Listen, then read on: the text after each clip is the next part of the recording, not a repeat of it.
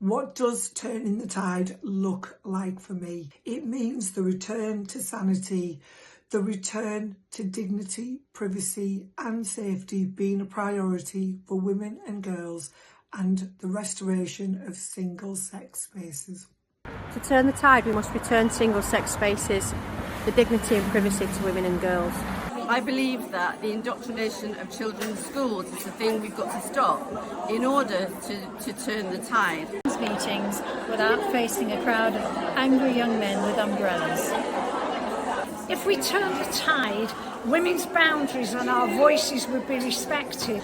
Children with mental health difficulties would be able to get caring, open-ended therapeutic support, and politicians, service providers, charities and the media would take evidence-based approaches to legislation, policy, services and reporting.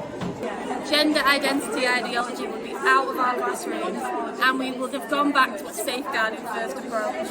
My gender non-conforming daughters would be able to play sports, cut their hair short, wear whatever they want without being called a boy. I think turning the tide means standing together and trying to stop what has been a drift towards accepting gender ideology, but now we're saying no and pushing it back. If the tide is turned, ideally we'd end patriarchy, but that's probably a step too far. But at least if women are accepted as a sex class in the way that we've always understood it, and that is enshrined in our laws and in our institutions and in practice, that would be a great help.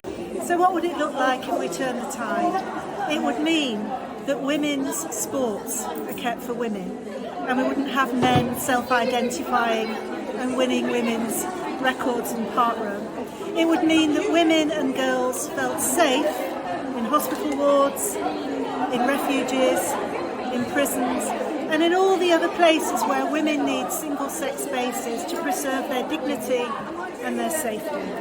I'm sure I'm not alone in saying a lot of women feel 2 years ago would have felt completely isolated from any of the mainstream groups, political parties, and wouldn't have known who to vote for maybe the first time in their life. But now I feel that some of the parties have come round to our concerns. They're listening to our concerns more, and they're understanding that they need to be more in touch with what people think about women's rights, about the safety of children, about the information that's in schools, the NHS. Reaches so many things. So it's been brilliant to be here today at the People's History Museum. We've had a fantastic conference. We've been able to discuss women's sex-based rights. The tide is definitely turning, and we look forward to coming back here again with a greater number of women.